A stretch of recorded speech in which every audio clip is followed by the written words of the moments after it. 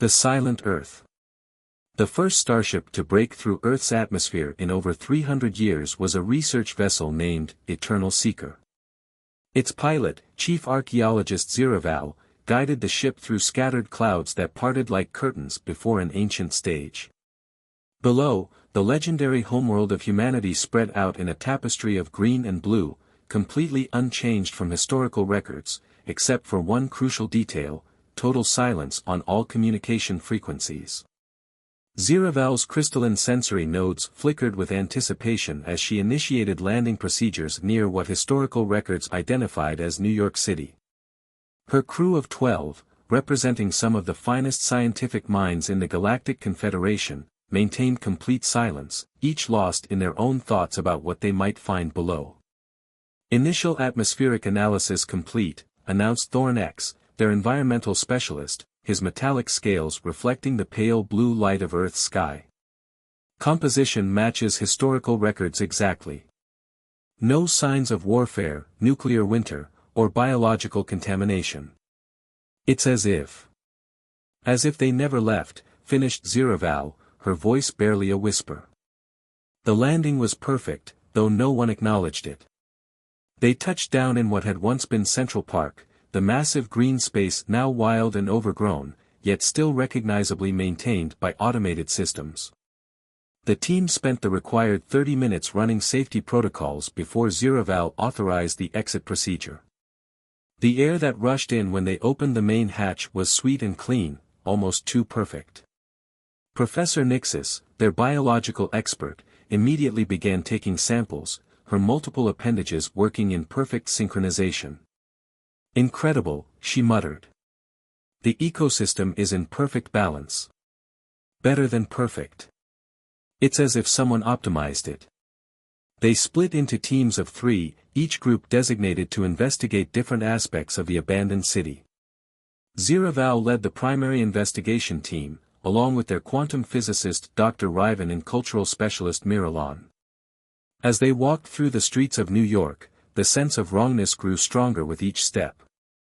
The city wasn't a ruin, it was a moment frozen in time. Shop windows still displayed their wares, vehicles sat parked in neat rows, and public terminals still glowed with power. Plants had grown around these artifacts of civilization, but hadn't destroyed them. It was as if nature had been instructed to preserve rather than reclaim. "Look at this," called Dr. Riven, his ethereal form flowing toward a public news terminal. The screen still functioned, displaying what appeared to be the last news headlines humanity had ever read. The date showed, March 15, 2157, 3:47 p.m. Eastern Standard Time. "Breakthrough at CERN, Project Nexus achieves unprecedented results," Miralon read aloud, her translation circuits working perfectly. "Global network integration reaches 99.9% completion. World Council announces special broadcast scheduled for 4 p.m. "The broadcast never happened," Ziraval noted, checking historical records. "At least, no one off-world ever received it."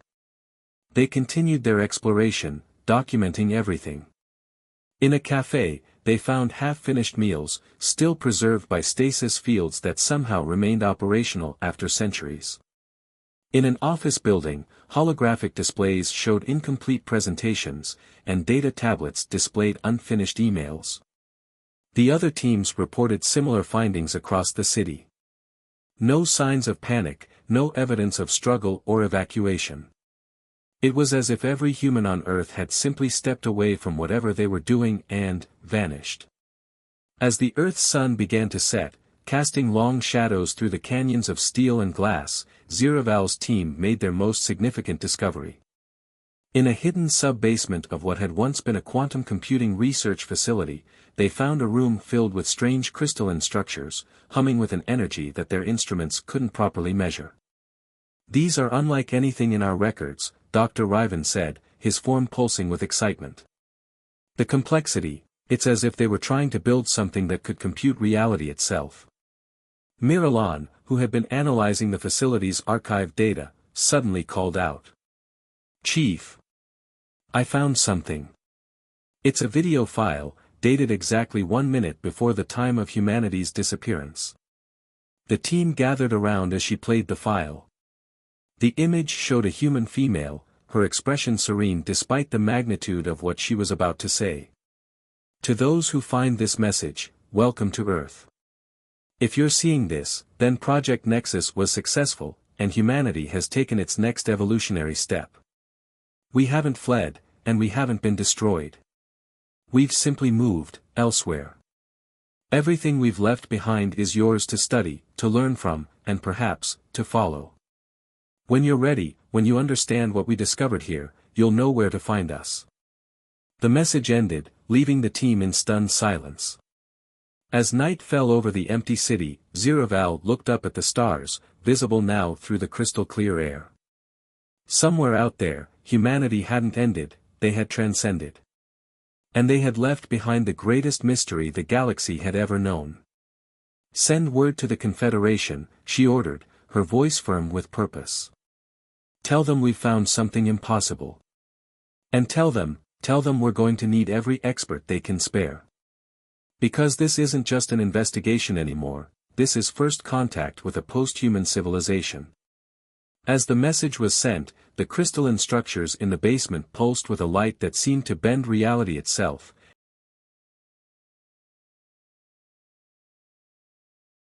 Digital echoes. 2 weeks after the initial discovery, Earth's abandoned cities had become a hive of scientific activity. Research vessels from across the Confederation filled the skies, their crews working tirelessly to understand what had become of humanity. But it was in the depths of the quantum computing facility where the most startling discoveries were being made. Dr. Riven hovered over a bank of recently activated quantum servers, his ethereal form rippling with frustration. Despite their advanced technology, interfacing with humanity's final computing systems had proved challenging. The architecture was unlike anything they'd encountered before, less like traditional computing and more like a way to directly manipulate the fabric of reality. They weren't just processing data, he explained to Ziraval as she entered the facility. They were computing possibilities. Quantum states. Reality itself. Ziraval's crystalline nodes pulsed with interest as she studied the displays. Show me what you've recovered. The air around them shimmered as Dr. Riven activated a holographic interface. Fragments of humanity's last digital communications filled the space around them, emails, messages, social media posts, all from the final days before the disappearance. Look at this pattern, he said, highlighting certain messages.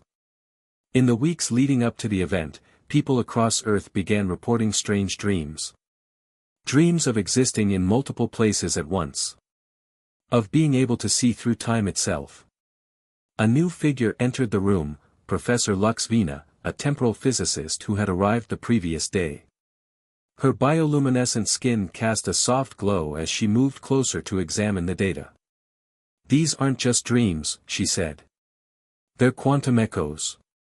Project Nexus wasn't just a computer network, it was connecting human consciousness to quantum reality. The team spent hours analyzing the recovered data. They found project logs, research notes, and personal journals, all pointing to an incredible truth: humanity had discovered that consciousness itself was quantum in nature. Project Nexus had been an attempt to leverage this discovery, to connect all human minds into a quantum network that existed outside normal spacetime. But it was in the personal messages that they found the most haunting details.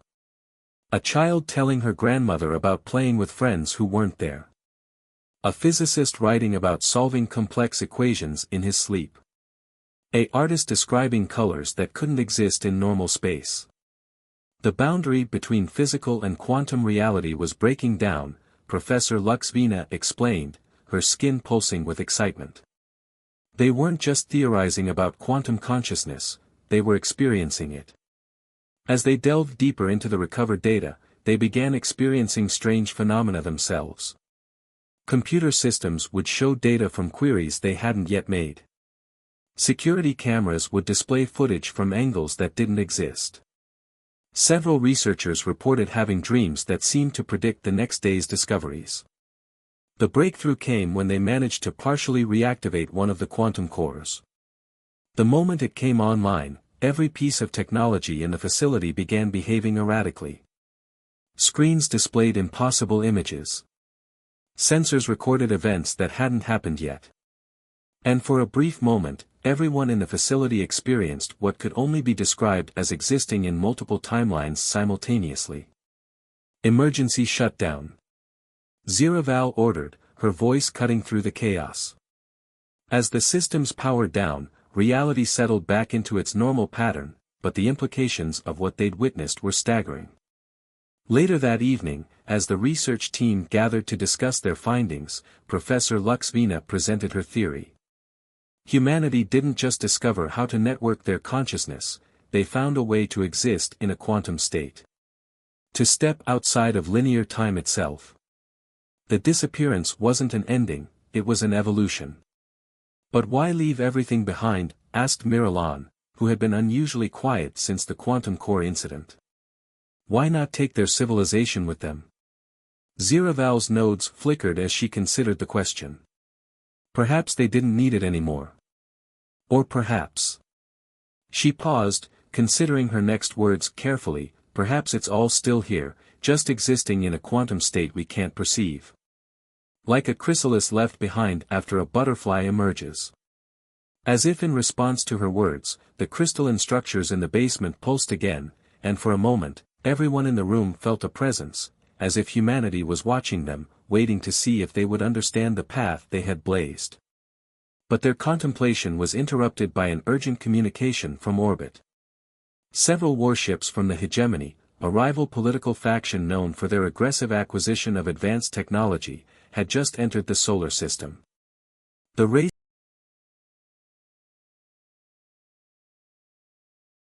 The Time Hunters.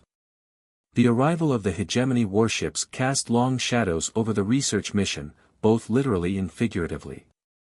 Their massive vessels hung in low orbit like dark storm clouds, while on the surface, Unravel and her team raced against time to understand humanity's legacy before it could fall into the wrong hands. Professor Luxvina had assembled a specialized group of temporal physicists, dubbed the Time Hunters, by the rest of the research team. They worked tirelessly in the quantum computing facility, studying the strange phenomena that seemed to be increasing in frequency and intensity. The quantum echoes are getting stronger, Luxvina reported during an emergency meeting, her bioluminescent skin flickering with nervous energy. It's as if time itself is becoming less stable around the facility. Dr. Riven's ethereal form condensed with concentration as he projected their latest findings. We've detected temporal anomalies throughout the city. Moments where time seems to flow backwards, or sideways, or even stop completely. Look at this footage. The holographic display showed a bird frozen mid-flight, completely motionless. But it wasn't dead or suspended, sensors showed it was still alive, still thinking and experiencing, just existing in a moment of time that had somehow been stretched into infinity. The hegemony has given us 48 hours to evacuate, Unravel informed the team, her crystalline nodes pulsing with worry. They claim jurisdiction over Earth under the Lost Civilizations Protocol. That's ridiculous. Miralan protested. They can't possibly dash. She was interrupted by a strange ripple in the air. For a moment, everyone in the room saw themselves having this same conversation, but with slightly different words, different gestures. Multiple potential timelines bleeding into one another. It's happening more frequently now, Professor Luxvina observed. The quantum barrier between timelines is growing thinner. But why now? Why after all these centuries? The answer came from an unexpected source. Thorn X, who had been analyzing atmospheric data, burst into the room. You need to see this, he said, his metallic scales reflecting the emergency lights. The composition of Earth's atmosphere, it's not just preserved, it's cycling through different states. As if it's existing in multiple time periods simultaneously. The implications were staggering. Earth itself seemed to be phasing between different moments in time, held together by some vast, incomprehensible mechanism that humanity had left behind. Their investigation was interrupted by the arrival of a hegemony delegation, led by Commander Vex Nar, a towering figure whose exoskeleton gleamed with ceremonial markings. "We've come to supervise the transfer of authority," he announced, his translator struggling to convey the smug undertone in his harmonic speech. But as the commander spoke, something extraordinary happened. The crystalline structures in the basement pulsed with unprecedented intensity, and suddenly everyone in the facility experienced a moment of perfect clarity. They were seeing time not as a line, but as a vast, interconnected web. In that moment, Professor Luxvina understood. "They didn't just leave," she whispered, her voice filled with awe. "They're still here. They've always been here. They exist in every moment simultaneously." The hegemony soldiers raised their weapons, but found themselves frozen in mid-motion, caught in a temporal eddy. Commander Vexenar's mandibles clicked in alarm as he realized his forces had no power here. "Humanity didn't discover time travel," Ziraval said, finally understanding the truth. "They discovered that time itself is an illusion. A construct that limits consciousness to a linear experience of reality." Through the facility's windows, they could see temporal anomalies spreading across the city. Buildings flickered between different states of repair and decay. Plants grew and ungrew in seconds. And everywhere, there were moments where the air seemed to shimmer with the presence of those who had transcended normal existence. Project Nexus wasn't just a quantum computer network, Dr. Riven explained, his form expanding with excitement. It was a key to unlock consciousness from the prison of linear time. Humanity didn't vanish, they evolved beyond our ability to perceive them. But their revelation came with a price. The hegemony forces in orbit began powering up their weapons, preparing to take by force what they couldn't claim through intimidation. And as alarms blared throughout the facility, the team realized they had to make a choice: protect humanity's legacy, or risk letting it fall into the hands of those who would misuse it. The crystalline structures pulsed once more, and in that pulse, they all felt something, an invitation, perhaps, or a challenge. Humanity had left behind more than just their technology. They had left a path for others to follow, but only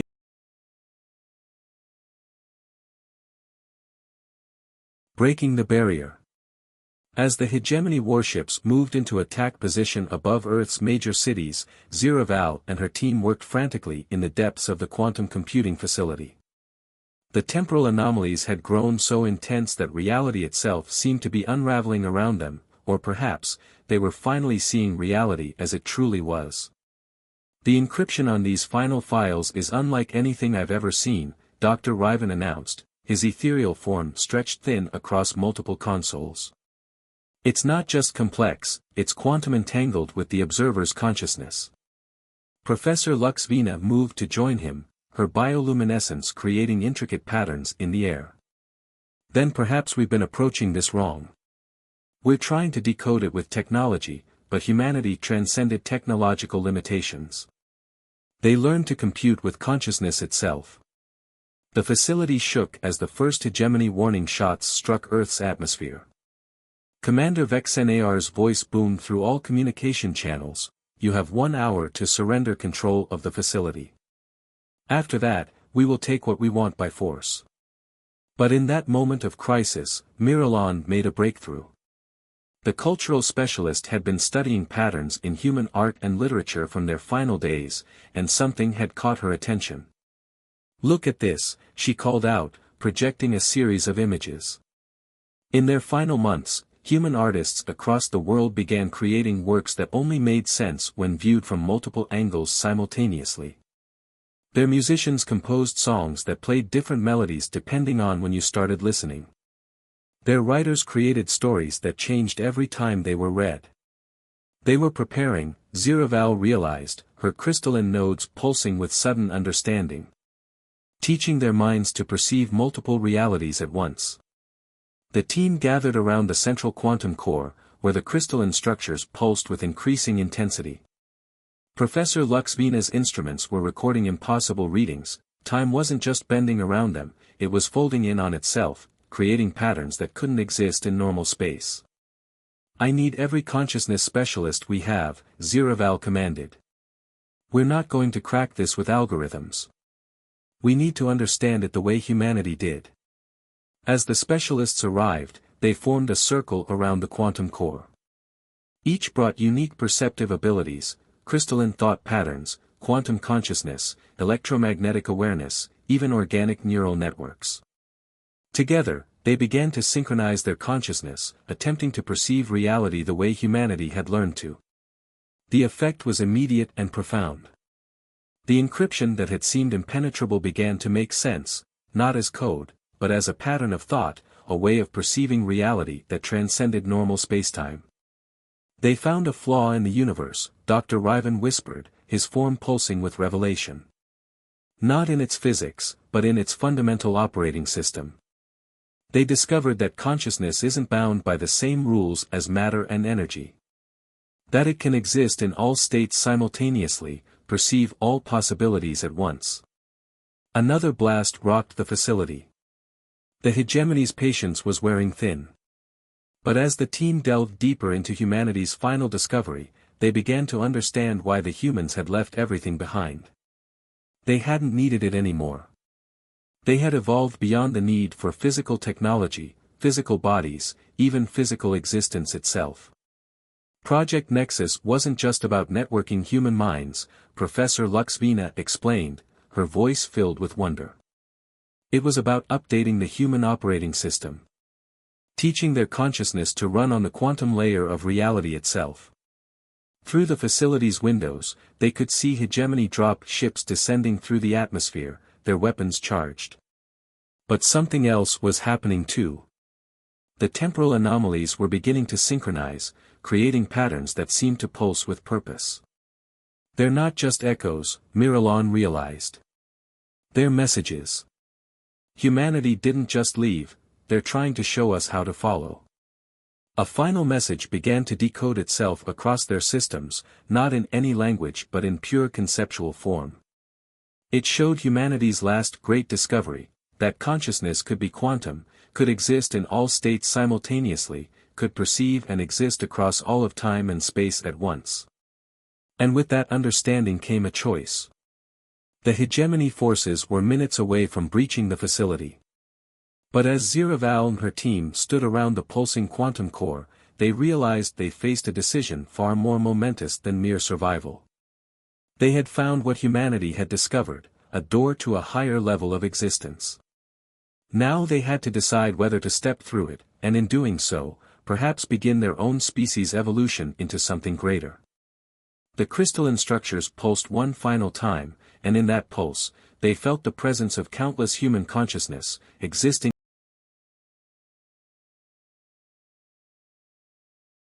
Legacy of tomorrow. The quantum computing facility had become a nexus of colliding realities. Outside, hegemony forces surrounded the building, their weapons powered and ready. Inside, Ziraval and her team stood at the threshold of a discovery that could change the nature of existence itself. Multiple breach points detected, Thornex reported, his metallic scales reflecting the pulsing light of the quantum core. They'll be through the outer defenses in minutes. But time had become a fluid concept within the facility. Minutes might be seconds, or hours, or both simultaneously. The temporal anomalies had reached a fever pitch, reality itself seeming to breathe with possibility. Professor Luxvina worked furiously at the main console, her bioluminescent patterns synchronizing with the quantum core's pulses. The encryption wasn't meant to keep us out, she announced, her voice thick with revelation. It was meant to ensure only those who truly understood could follow.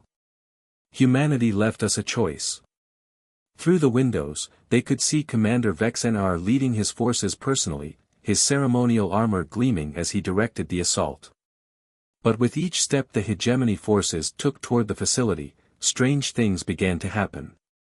Soldiers found themselves walking in loops, never getting closer to their destination. Others experienced time in reverse, retreating even as they advanced. Humanity's final gift, Dr. Riven observed, his ethereal form expanding with understanding. They didn't just transcend, they left behind protection for those who would follow their path. The facility defends itself against those who would misuse its knowledge. Ziraval's crystalline nodes pulsed with decision. Show me what you found. The data that flowed through their systems wasn't just information, it was a new way of perceiving reality itself. Humanity had discovered that consciousness was the fundamental force of the universe, more basic than matter or energy.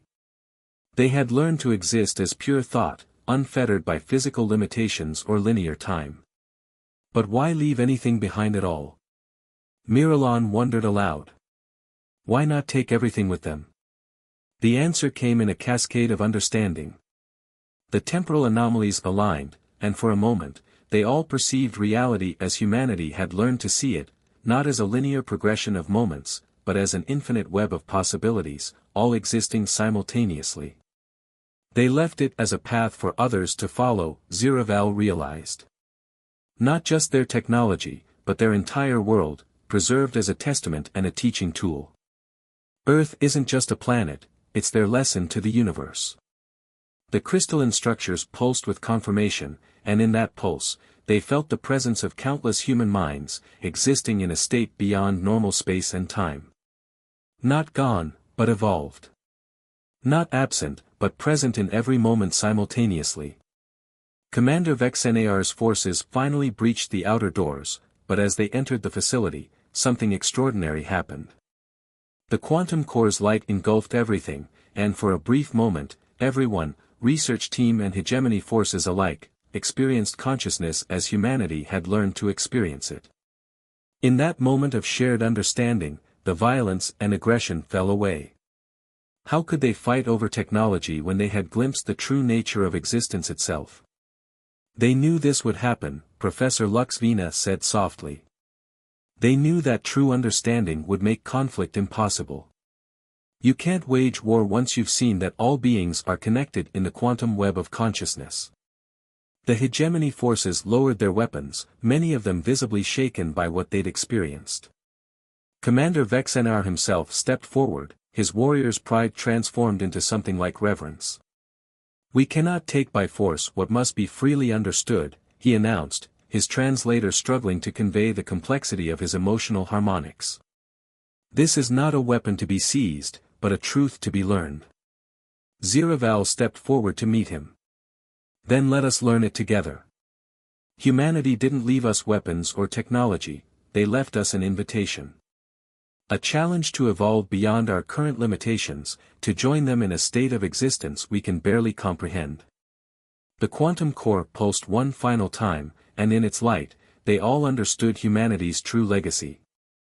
Earth would remain as it was, a perfect museum, a teaching ground, a place where species could come to learn the path to transcendence.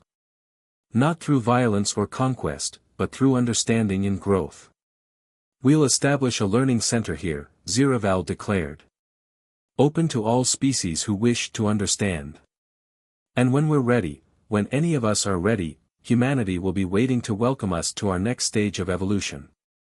As the sun set over the preserved cities of Earth, the combined research team and former hegemony forces began their work.